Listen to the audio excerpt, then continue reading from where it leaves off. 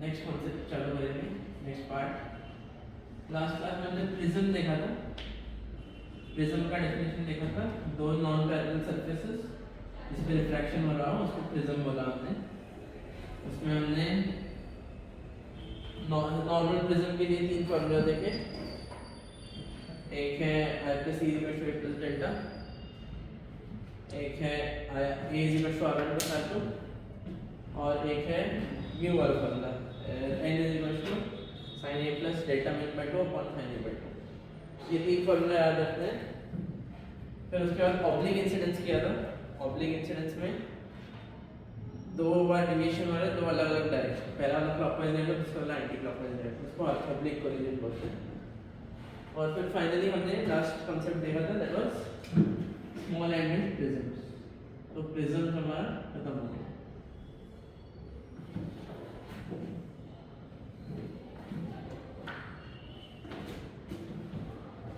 Next study रहेगा हमारा refraction and curve surface.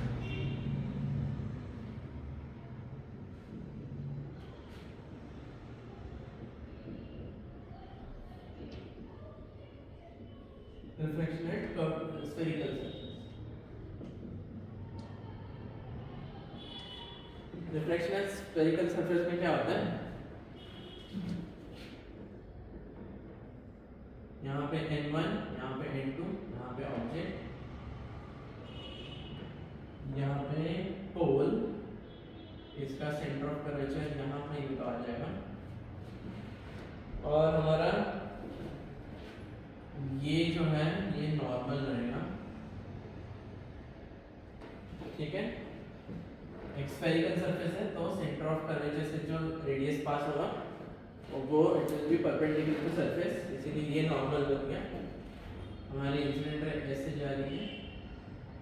अगर लेट्स से n2 का रिफ्रैक्टिव इंडेक्स ज्यादा है n1 से, it will bend towards the normal, ऐसे जाना चाहती है लेकिन it will bend towards normal और यहाँ से जाएगा इमेज, ठीक है। ये रेड डायग्राम बना लेंगे। कर्व्ड सरफेस, उसका पोल और सेंटर ऑफ कर्वेचर कहाँ पे पता है, एक प्रिंसिपल एक्सिस के अलाउंग भेज दिया रे और एक रे थोड़ा एंगल पे भेज दिया, n1 n2 रिफ्रैक्टिव इंडेक्स, तो इमेज जो है वो आई पे बन रही है। ओरिजिन कहाँ पे रखनी है, साइन कन्वेंशन देखते हैं। रिफ्रैक्शन के लिए साइन कन्वेंशन देखते हैं। ओरिजिन कहाँ पे आएगा, पोल पे आएगा। फिर positive x direction, positive negative x direction कैसे डिसाइड करेंगे, positive x axis determined by direction of incident raise. तो इंसिडेंट रेज इस डायरेक्शन में जा रही है तो ये पॉजिटिव एक्स डायरेक्शन, ये नेगेटिव एक्स डायरेक्शन। और जो इसका फॉर्मूला है रिफ्रैक्शन एंड स्फेरिकल सरफेस का, जो फॉर्मूला है that is n2 by v minus n1 by u is equal to n2 minus n1 upon r, ठीक है। जो हमारा ओरिजिन है वो पोल पे है। ओरिजिन से हम इमेज का एक्स कोऑर्डिनेट, ऑब्जेक्ट का x coordinate, centre of curvature का x coordinate, x coordinate of center of curvature, x coordinate of object, x coordinate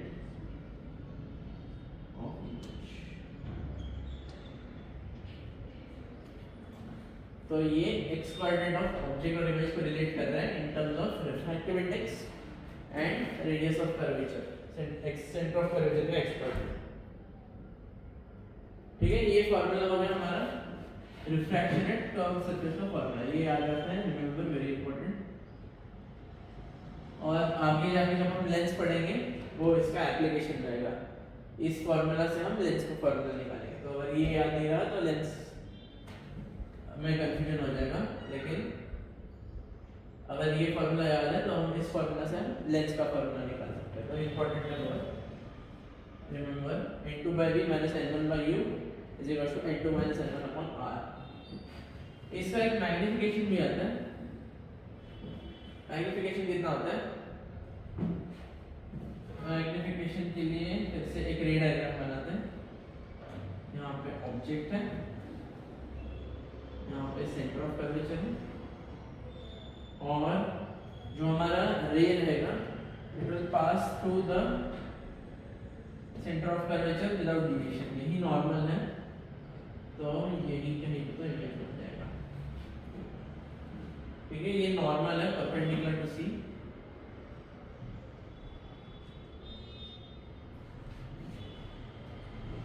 object से रे जा रही है, सेंटर ऑफ कर्वेचर से जाएगी, आई तक पहुंचेगी। अगर हम सब कुछ विथ साइन पुट कर देंगे, ये u है, ये r है, ये b है, तो जो हम hi upon ho लिख रहा हूँ मैं, multiplication equal to hi upon ho is equal to b minus r upon u minus r। g minus r क्या है? ये डिस्टेंस है। u माइनस r क्या है? ये डिस्टेंस है। और साइन के साथ पुट कर दिया तो हमें मैग्निफिकेशन अगर पॉजिटिव आ रहा है तो इरेक्ट बनेगा, मैग्निफिकेशन अगर नेगेटिव आ रहा है तो इन्वर्टेड बनेगा। तो यहाँ से हमने बोल दिया h upon h is b minus r upon u minus r। अब ये फॉर्मूला तो याद रखना ही है। एक और मैग्निफिकेशन का फॉर्मूला रहेगा। ऑब्जेक्ट यहाँ पे है, इस बार मैं सेंटर ऑफ कर्वेचर से थ्रू पास नहीं कर पाऊंगा, इस बार मैं पोल से पास कर पाऊंगा। और ये रहेगा एंगल ऑफ इंसिडेंस, ये रहेगा एंगल ऑफ रिफ्रैक्शन, और ये रहेगा इमेज। फिर से n1 n2 n1 sin r equal to n2 sin r, n1 sin r, sin r क्या है? hi upon u is equal to n2 sin r क्या है? ho upon b, ho upon u, hi upon b। तो ये भी formula है hi upon ho, यहाँ चला गया n1b upon n2u।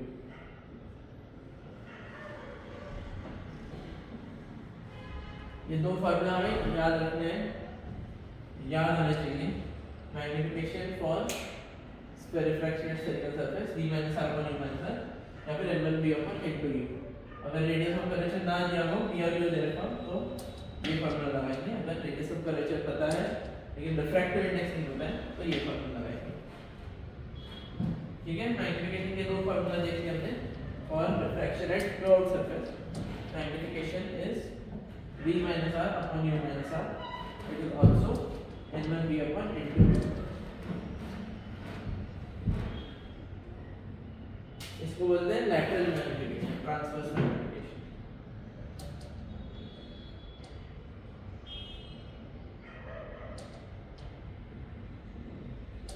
मैग्निफिकेशन है परपेंडिकुलर टू प्रिंसिपल एक्सिस, इसीलिए इसको लैटरल मैग्निफिकेशन बोलते हैं। एक क्वेश्चन करते हैं।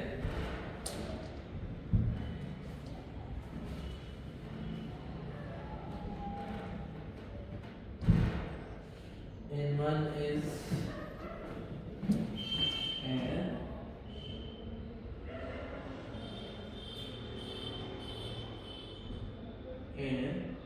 water, वाटर का n होता है 4/3,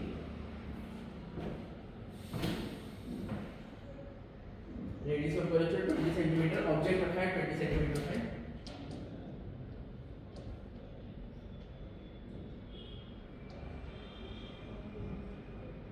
ऑब्जेक्ट रखा है 20 सेंटीमीटर पे। Find position of image.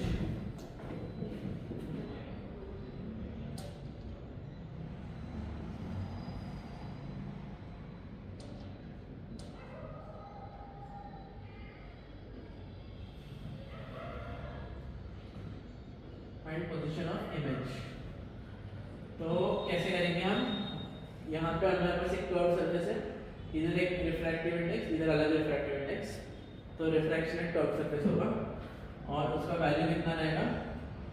Into by B minus n1 upon U is equals to क्या आएगा n two minus n1 upon R formula ये वाला formula n two upon B minus n1 upon U is equals to n two minus n1 upon R. तो n1 into क्या होता है जहां से आ रहा है इसको हम फ्रॉम बोल देंगे और जहां पे जा रहा है इसको हम टू बोल देंगे। तो रेस कहां से कहां तक जा रही है फ्रॉम एयर टू वाटर तो ये आ जाएगा 4/3 upon B minus 1 upon you.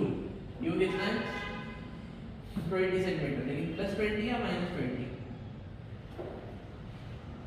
Race किस डायरेक्शन में जा रही है इस डायरेक्शन में जा रही है तो हमारा जो ऑब्जेक्ट डिस्टेंस है वो नेगेटिव डायरेक्शन में लेगा इसलिए माइनस 20 लगा देंगे is equals to n two minus n1 upon r। Radius of curvature कितना है 20 सेंटीमीटर प्लस 20 या माइनस 20 प्लस 20 क्योंकि प्लस डायरेक्शन में है सेंटर ऑफ कर्वेचर पोल के पॉजिटिव एक्स डायरेक्शन में रखा है तो प्लस 20 आ जाएगा। सॉल्व करना है अब के लिए 4/b minus plus 3/20 is equal to 1/6 4 1/20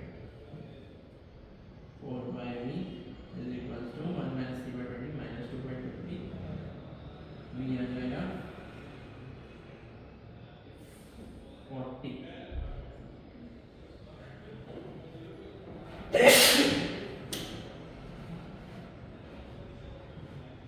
image distance आ गया माइनस 40 सेंटीमीटर। तो ऑब्जेक्ट से रेज ऐसे निकली सेंटर ऑफ कर्वेचर ऐसे है तो हमारा बेंड हो गया थोड़ा सा टुवर्ड्स द नॉर्मल और उसको पीछे रिट्रेस करेंगे तो यहाँ पे इमेज बन गया 40 सेंटीमीटर माइनस 40 सेंटीमीटर। ठीक है ये हमारी इंसिडेंट रे है ये हमारी रिफ्रैक्टेड रे it bend towards the normal लेकिन फिर भी इमेज जो है वो रिट्रेस करना पड़ रहा है हमें पीछे जाके इमेज बन रहा है माइनस 40 पे। तो मैग्निफिकेशन कितना रहेगा इमेज रियल है वर्चुअल है वो कैसे डिसाइड करेंगे इमेज वर्चुअल है बोल सकते हैं क्योंकि रिफ्रैक्शन के बाद हमें लाइंस रिट्रेस करना पड़ रहा है तब जाके इंटरसेक्शन हो रहा है। तो v इज इक्वल टू -40 इसको वर्चुअल बोल देंगे वर्चुअल इमेज। इन्वर्टेड है इरेक्ट है वो कैसे डिसाइड करेंगे हम मैग्निफिकेशन निकालेंगे। मैग्निफिकेशन अगर पॉजिटिव आ गया तो हमारा मैग्निफिकेशन अगर पॉजिटिव रहा तो हमारा इमेज जो है वो इरेक्ट रहेगा और मैग्निफिकेशन अगर नेगेटिव रहा तो हमारा इमेज क्या रहेगा इन्वर्टेड रहेगा। हमें बस पोजीशन ऑफ इमेज निकालना है v equal to -40 centimetre virtual image बन रहा है। एक बार एग्जांपल करते हैं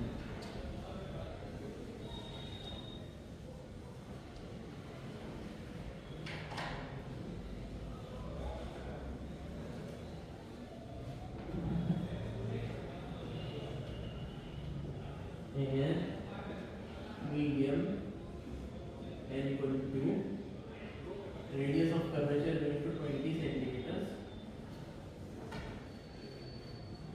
object distance given 30 centimeters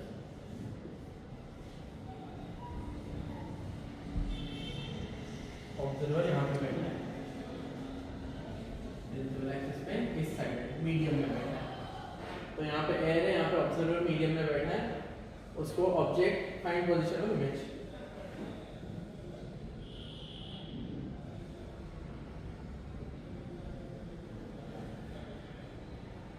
find position of image करना है। फिर से ऑब्जेक्ट से रेज बाहर की तरफ जा रही है मीडियम चेंज हो रहा है तो रेज राइट की तरफ जा रही है तो ये हमारा प्लस है या माइनस है या पोल है सेंटर ऑफ कर्वेचर यहाँ पे यूज होगा। तो हम बोल सकते हैं कि हमारा फॉर्मूला क्या है n2/v minus n1/u is equals to n2 minus n1/r। ये हमारा फॉर्मूला है for refraction at curve surface. n2 कितना है 2 v निकालना है n1 कितना है 1 u कितना है +30 या -30 -30 इनटू माइनस n1 ये कितना है 2 minus 1 upon radius of curve radius of curve 20 plus या माइनस। फिर से जब भी हम डिस्टेंस x कोऑर्डिनेट पुट कर रहे हैं तब हम ध्यान रखना है पॉजिटिव या नेगेटिव, पोल के पीछे सेंटर ऑफ कर्व है negative. 2/b plus 1/30 is equals to minus 1/20. 2/b is equals to minus 3 plus 2 upon 60. तो ये कितना आएगा b is equals to minus 24 centimeters. Equals to 5 12 और 12 24. ठीक है, तो हमने इमेज डिस्टेंस का पोजीशन निकाला। ये रे कैसे जा रही होगी, ये हमारा नॉर्मल है and it will bend towards the normal और पास चली जाएगी। नहीं ऐसे नहीं देखिएगा, ऐसे रे आ गई, ये हमारा नॉर्मल है, बेंड अवे फ्रॉम नॉर्मल, ऐसे इमेज ये नॉर्मल है, ये रिफ्रैक्टेड है। तो हम देख सकते हैं कि जो हमारा ऑब्जेक्ट से रे आ रही थी normal rarer denser it will bend towards the normal, normal के पास चली गई, रिट्रेस कर दिया तो इमेज ओ और सी के बीच में आ रहा है, ओ और सी के बीच में इमेज माइनस 24 सेंटीमीटर में बन रहा है। कैसा इमेज बनेगा, रेज रिट्रेस करना पड़ रहा है, एक्चुअली इंटरसेक्ट कर रहे हैं, रिट्रेस करना पड़ रहा है, इसलिए हमारा इमेज क्या रहेगा वर्चुअल इमेज है। फिर उसका मैग्निफिकेशन और निकाल के हम रियल इन्वर्टेड वो भी बता सकते हैं। अगर मैग्निफिकेशन हमारा पॉजिटिव रहा तो डायरेक्ट इमेज बनेगा, अगर मैग्निफिकेशन हमारा नेगेटिव रहा तो हमारा इन्वर्टेड इमेज बनेगा। मैग्निफिकेशन का फॉर्मूला क्या लिखवाया था, दो फॉर्मूला लिखवाए थे। First is magnification is HIHO is equals to HI upon HO is equals to B minus R upon U minus R। दूसरा फॉर्मूला जो लिखा है that is magnification is equals to N1B upon into U। एक और question करते हैं, N is equals to 3 है इस क्वेश्चन में, रेडियस ऑफ कर्व है 30 सेंटीमीटर, इस साइड एयर है, ऑब्जेक्ट कितने डिस्टेंस पे रखा है आपने 60 सेंटीमीटर इस साइड रखा है।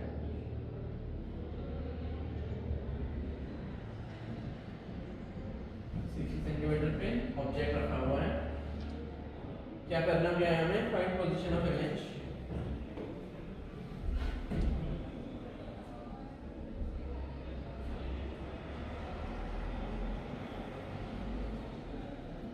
इमेज का पोजीशन निकालना है, कैसे निकालेंगे हम, रेज ऑब्जेक्ट से बाहर निकलते हुए मीडियम की तरफ भाग रही है, तो ये पॉजिटिव ये नेगेटिव। पोजीशन ऑफ इमेज का फॉर्मूला क्या होता है, रिफ्रैक्शन एट कर्व सरफेस का फॉर्मूला क्या होता है, n2 minus n2 upon v minus n1 upon u is equal to n2 minus n1 upon r। Find position of image, image कहाँ पे बनेगी, find position of image, n2 कितना है, जहां से आ रही है वो n1, जहां पे जा रही है वो n2, n2 is 3, b निकालना है, n1 is 1, u is minus 60 is equal to 3 minus 1 upon r। r क्या करेगा, प्लस डायरेक्शन में 60, 3/b plus 1 upon 60 is equal to 2 upon 60, 3/b is equal to 1 upon 60, b is equal to, कुछ तो गड़बड़ हो गया, कैलकुलेशन मिस्टेक हो गया,